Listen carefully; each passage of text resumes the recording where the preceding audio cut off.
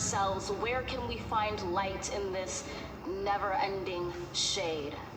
The loss we carry, a sea we must wade. We've braved the belly of the beast. We've learned that quiet isn't always peace.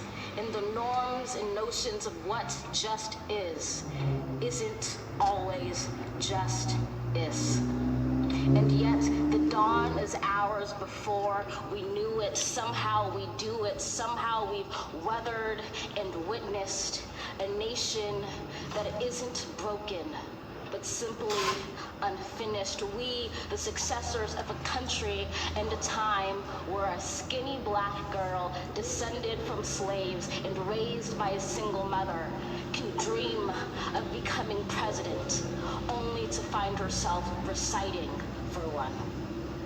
And yes, we are far from polished, far from pristine, but that doesn't mean we are striving to form a union that is perfect.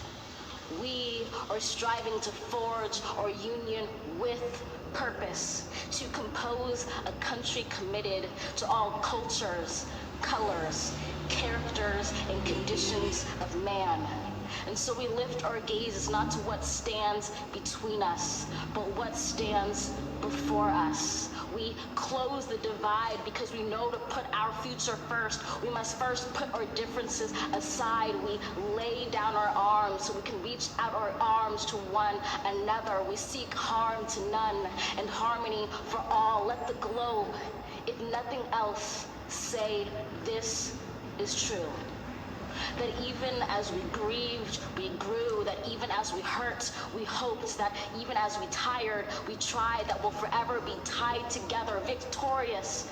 Not because we will never again know defeat, but because we will never again sow division. Scripture tells us to envision that everyone shall sit under their own vine and fig tree, and no one shall make them afraid.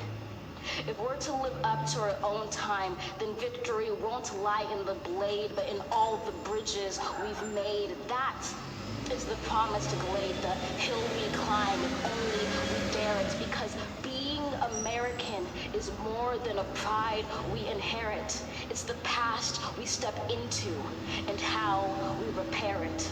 We've seen a force that would shatter our nation rather than share it, would destroy our country if it meant delaying democracy. And this effort very nearly succeeded. But while democracy can be periodically delayed, it can never be permanently defeated.